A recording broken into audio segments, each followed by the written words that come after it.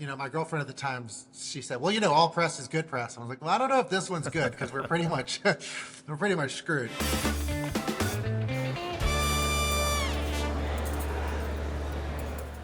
This week's On the Table is presented by Blue Runner Foods once again, and it brings us back home to a true full circle story, from the French Quarter to New York and back again. Joining us is Alex Pincus, founder of Crew and the visionary behind the restaurant soon to open here, Holywater. Alex, great to have you join us today. Good morning. Thanks for having me. Excited to be here. Thank you. Listen, this, like I said in the opening, it's a full circle moment. I'm sure it feels like a full circle moment. You grew up in the French Quarter and now opening a restaurant just steps away from your childhood home. What does it mean to you to bring Holywater back to where it all started? I could not be more excited about this project. To me, this feels like the culmination of all the work that I've done pretty much my entire life. Planned or unplanned, it all seems to be coming together around this really special spot that's effectively in the epicenter of everything meaningful that's ever happened to me.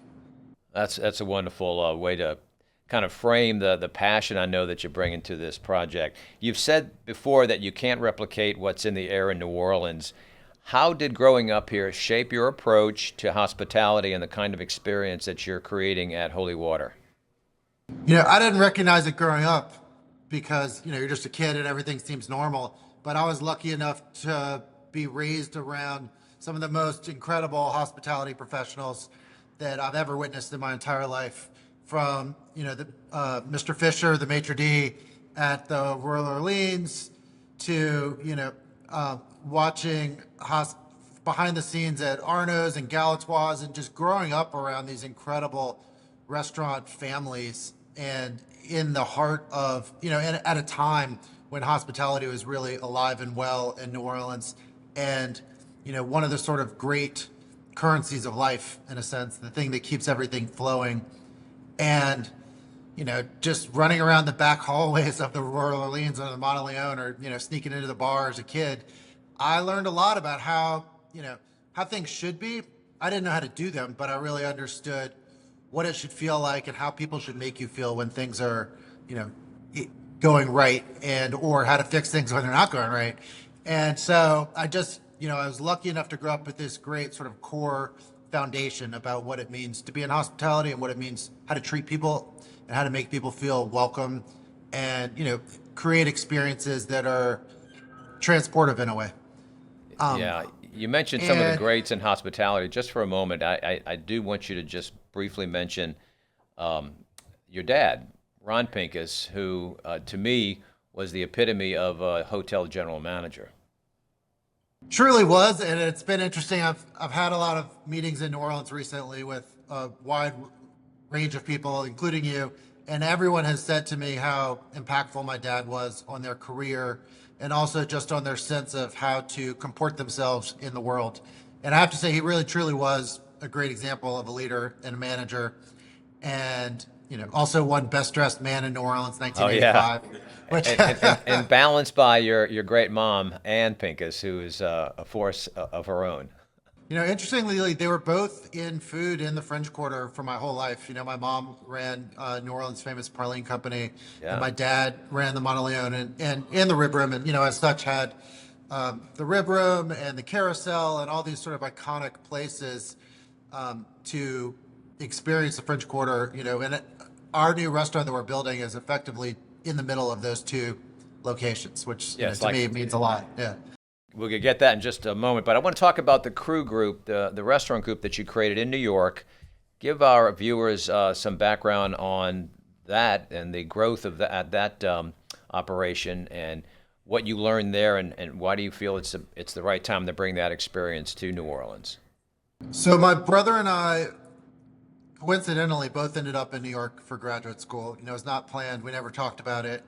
And all of a sudden, one day, I'm finished graduate school. I started an architecture firm, and my brother had finished graduate school as well and was working as a captain for this sailing company here. And we're out on the water all the time sailing. Of course, we learned to sail on Lake Pontchartrain in New Orleans. And, it's pretty interesting, sort of literally, I suppose, testing the waters here in New York and seeing what it's like living in a much bigger city with a much different sensibility about the world, but also, one of the great food capitals of the world and one of the great oyster capitals of the world. And interestingly, one of the great water cities, very much like New Orleans. And we had this idea when we were, in our 20s, kind of still messing around in life, to start a sailing company. And we started that the way a lot of people start businesses, by knowing nothing and just getting going. And, we turned out to be pretty lucky on that front. And we built that up, to a meaningful sized enterprise. And after 7 or 8 years, we decided to sell that company to our employees. And at the same time, I had an architecture firm that I had started, and we made one big building. It took forever. It took 8 years to make one building. And I thought, maybe there's something that's a little more fast-paced and engaging that I could be involved in. And I wasn't really sure what that was, but we ended up selling both of our companies and trying to figure out what to do. And in that time period, I had read a book about the oyster history of New York, and it turns out that there used to be all these effectively saloons that were floating called oyster barges. Looked like an out west saloon, but it floated, and they were all stacked up right next to each other along the lower Manhattan waterfront. And there were bars where people would go eat lunch every day and have oysters. And oysters were the primary food of New York City. I grew up going to the oyster bar at the Monteleone that, funnily enough, had the Monteleone's old boat inside the bar as the oyster bar.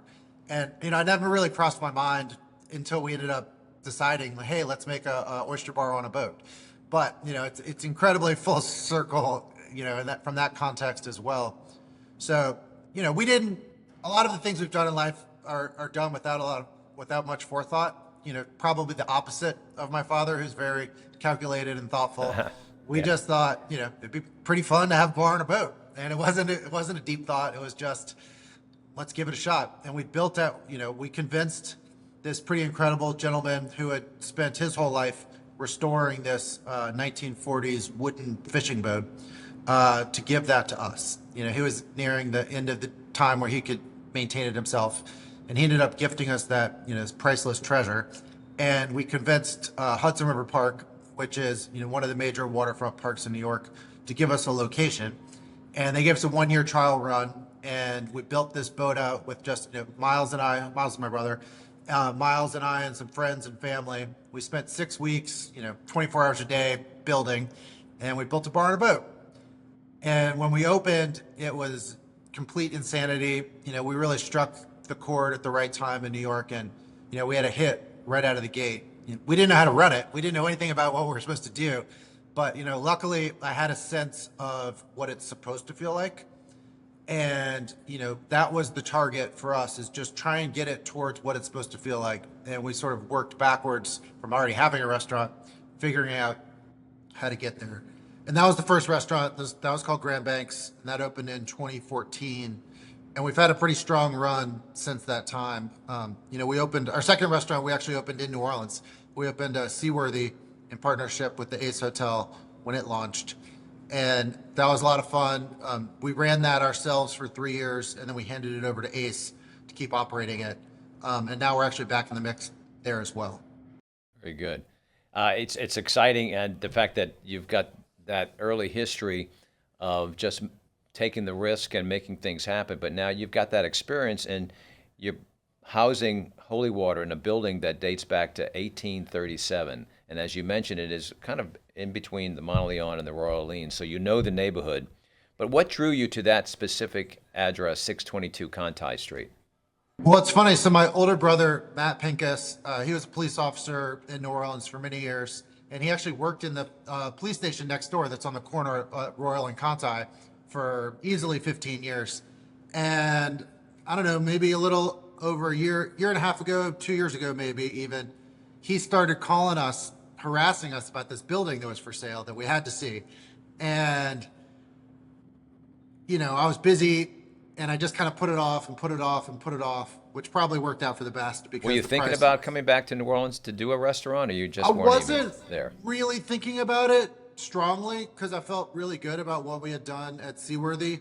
But interestingly, when we opened Seaworthy, we originally had this concept to open Holywater, which is, slightly different conceptually, and, you know, we were working with Domain, which is a great group down in New Orleans. Right. And, through Great a lot of developers. conversations and through understanding what a hotel needs next to it, it didn't really feel like the right project at the time.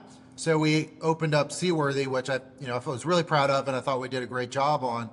And then in New York City during COVID, everything that we had was closed. At that point we had probably 5 restaurants and everything was closed. There was a big New York Times story about us, huge front page story about us basically being SOL, like, and my girlfriend at the time, she said, well, all press is good press. I was like, well, I don't know if this one's good because we're pretty much, screwed. But we, during COVID, other than, losing all my money, we were having a very nice family time, but I was getting a little stir crazy. And my wife said, I think you need a project. And so I started rethinking about this Holywater idea. And, suddenly a friend of mine called and said, I rented a space and it's got this incredible cellar that we don't know what to do with. And, I remember actually back at the Rib Room, they had this incredible wine cellar downstairs that always captivated me as a kid. And there's been something about like sneaking downstairs that's just been a part of my life. So we ended up finding this great bar in New York City, and I could have opened it the next day when we rented it. But instead we spent the whole year of COVID renovating this thing and making it kind of our dream getaway that wherever we go in the winter. Because most of our bars that are and restaurants we have in New York are outdoors and on the water. So we didn't really have a hideaway to go, be warm and cozy in the winter. So we built that, and I thought I had sort of like scratched the itch of whatever Holywater was supposed to be. But, as you mentioned earlier, there truly is something in the air in New Orleans that can't be replicated. And there's a sensibility about, how people engage with each other and in restaurants and in public spaces that just doesn't exist anywhere else. And I realized, as fun as I ever have at Holywater in New York, and, people have a great time and it's been really successful and the food is awesome and the vibes are great. There's just something that we don't have. Yeah. And I had this inkling, kind of like in Star Wars, where there's, they did the whole series, then they had a prequel where they went back and did the first movie that didn't even exist yet. And, as we were looking at this building, we discovered that it used to be a maritime chandlery, which is, the place that sells wares to boats and sells supplies to boats. And that story was just too cool. To me, to find something like that in the French Quarter, right in the center of everything that I know from growing up. Yeah, almost 190 years old. It's amazing. I mean, it was almost too good to be true. So, the second I started paying attention to my brother, and we flew down, my younger brother and I flew down to look at it, and then I was blown away. I couldn't believe that there was a building like this available and, with such incredible infrastructure and history. So, then all of a sudden we had this crazy need to make it happen. And that's what's funny about what we do is we just get these obsessions and we just go with it.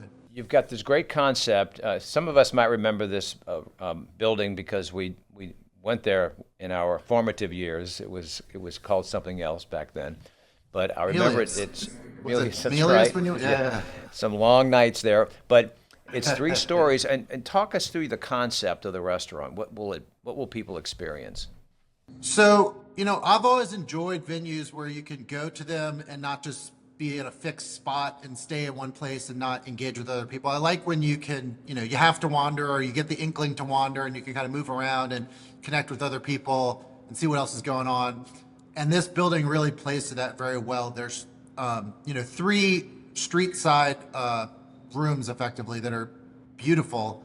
And on the first floor, we're making a, old school oyster bar, cocktail bar that, really focused around that bar experience, walk in and out, very casual. And then on the second level, there's this beautiful balcony that overlooks the courthouse and, a proper dining room. And we're leaning into, we hired this incredible chef, effectively my dream chef from New Orleans. So I really want to take advantage of the fact that we can produce incredible food and, make this more of a proper dining room.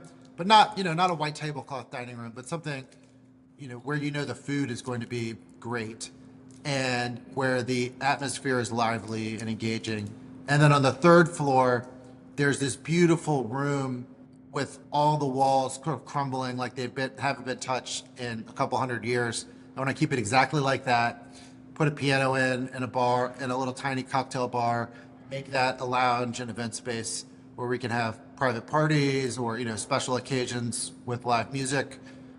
So I really want to activate as much of the building as we can, especially on the street side, and just have it be this vibrant place that reminds me of the quarter when I was growing up. Very good. Well, speak to the chef as well and the menu. What will people be able to be enjoying? Part of what I really took away from New Orleans in my experience there is this really strong interaction between the high and low experiences. You can be in Galatoire's having this incredible meal, mingling with, interesting characters who are, from all, strata of society.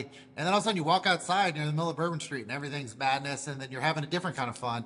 And the juxtaposition of, different types of people and different types of cuisines and different types of experiences that you get in New Orleans, to me, is much stronger and more dynamic than anywhere.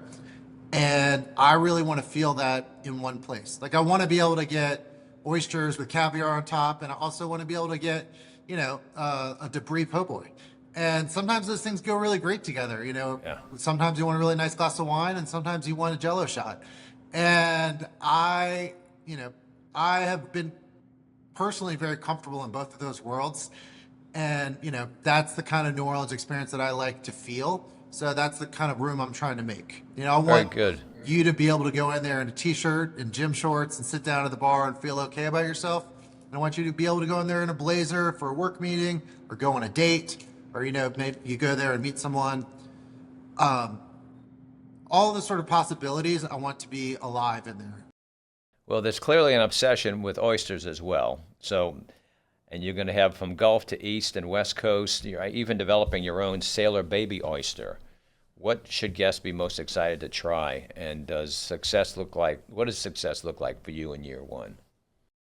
Well, it's interesting because I grew up, even as a kid, I loved oysters in New Orleans. And I obviously only ever had a Gulf oyster my whole life until I didn't even know there was different kinds of oysters until I moved to New York. And, frankly, not even until I was in my, 30s, mid 30s, that I know that there's anything other than, just oysters.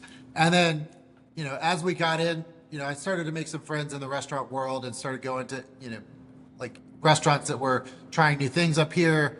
And I discovered that there's, this broad world of what's happening in oysters and different flavor profiles and types and species.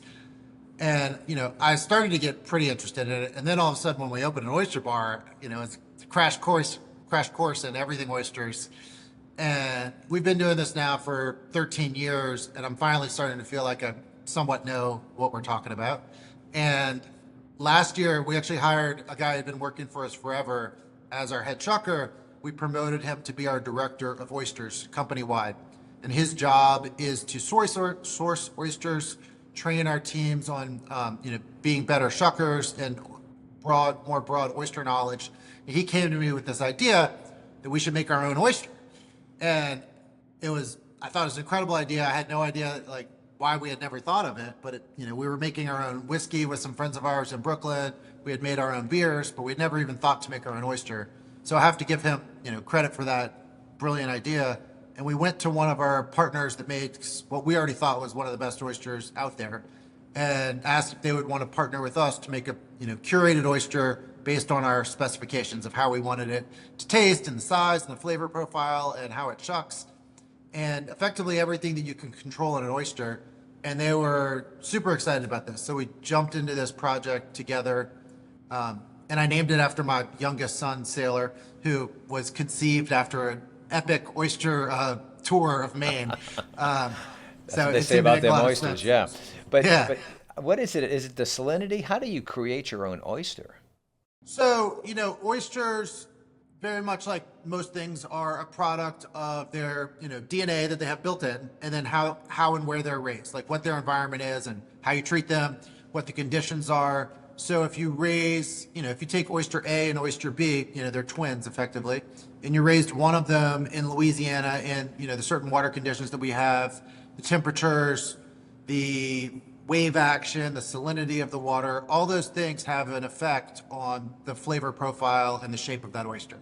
So what we wanted to focus on was really balancing fattiness, sweetness, brine, and then also you can control the shape of the oyster based on the depths of water that you grow it in and how much wave action it gets. Like when an oyster tumbles, the shell of that oyster gets chipped on the edges and actually pushes the oyster to grow a deeper belly so that it gets to be a fatter, more robust oyster as opposed to like a wide, flat oyster. Like a lot of Louisiana oysters are wild, and so you'll get these big, wide, flat, like almost the size of your hand oysters.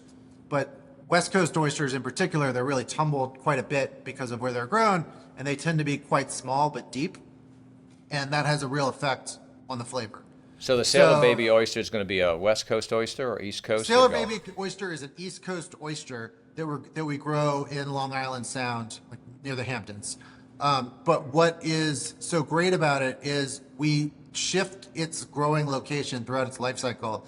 And as they start to get bigger, we put them in much bigger waves. So they're constantly getting tumbled. And, it forces them to be a particular size and, fattiness that has just a really incredible balance when you take a bite of it. Absolutely incredible. And a great lesson. Thank you very much for that crash course, so to speak. I mean, I'm learning tons as we go. I'm the median level of oyster knowledge, and there's people that will blow your mind. All right, so tell us about the opening. When can people expect and start making reservations? Based on today and the way that New Orleans government interacts with our permitting process, I'm thinking that we're looking around June for when we're going to get the doors open. Okay. The space is looking great. Really excited about it. And we've been working with Chef Alex quite a bit on the menu, and it's all coming together on all sides. We need to get some VCC things signed off on so we can get the doors open. Yeah, well, listen, we're excited for this to be a new gem in the French Quarter. Excited for you to come back home. I know you've got an operation happening up on the East Coast, but to have you back here is going to be exciting once again, and to have your family here. I'm excited too. It's almost to my detriment. Spending all my time and energy and thoughts on figuring out how to make this the best place. Yeah, listen, we just had a beautiful weekend down here with French Quarter Fest. It was just over the top, and as you know, New Orleans is always looking for an exciting moment, an exciting time, and I think you're bringing it with Holywater. So, thank you. I can't wait to be a part of it. Oh yeah, it's going to be beautiful space. You got an incredible story, and we can't wait to experience it. Hey, y'all, go ahead and hit that subscribe button on our YouTube channel and turn on your notifications. Please follow us. We've got new shows each and every week. And a very, very special thanks to all of our sponsors who are making this possible. Have a great day, and we'll see you next week.